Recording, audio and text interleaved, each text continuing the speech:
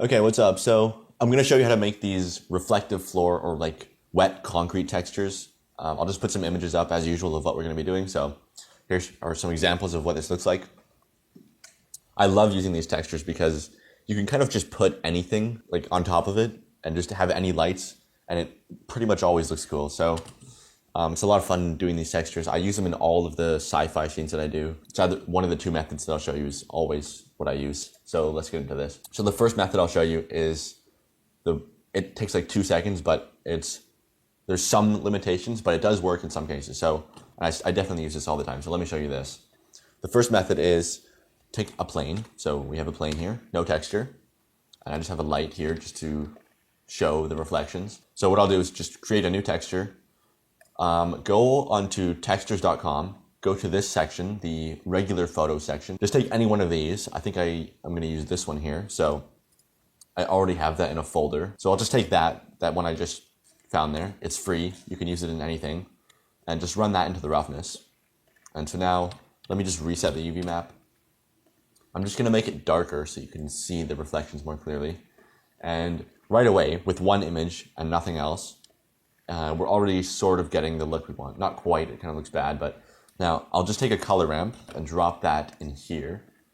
And let's just crank this up a little bit just to make it a bit more intense with the contrast.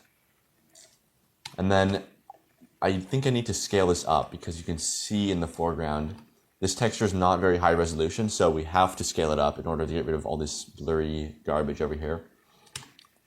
So just scale that up on the UV map.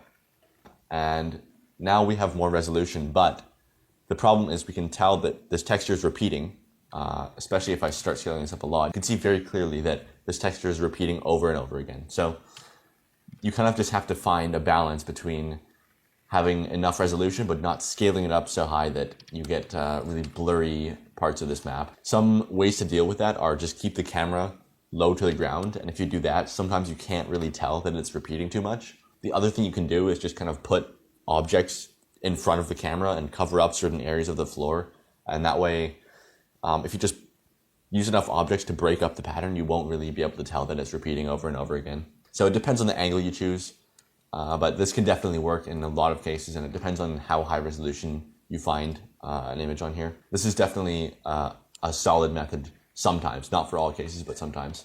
Okay, so here's the second method it takes a bit more time, but it gives a lot more realistic results and it doesn't have that problem of limited resolution.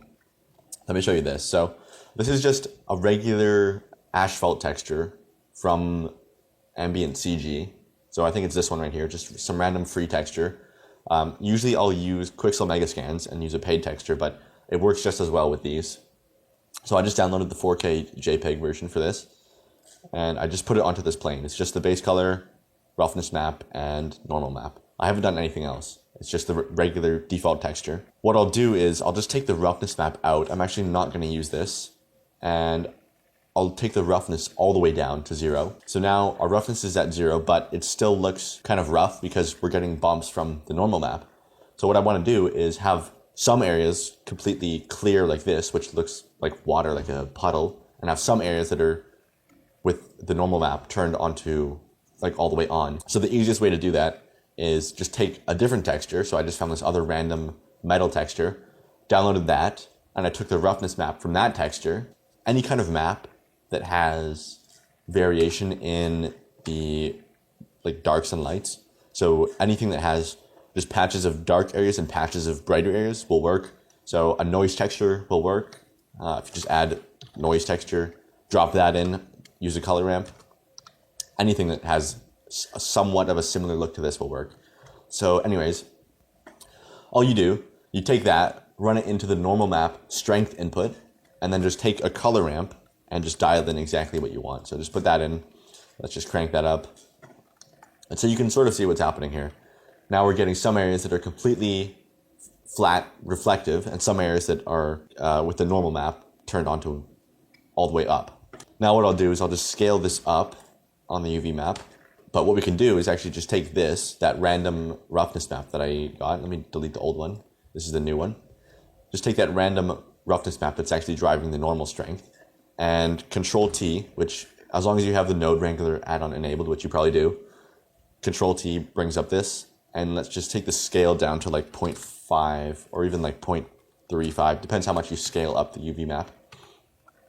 And so now we can actually get as much resolution as we need in the normal map, but scale down the map that's driving the strength, so that way it breaks up the pattern and you can't tell that it's actually a repeating texture.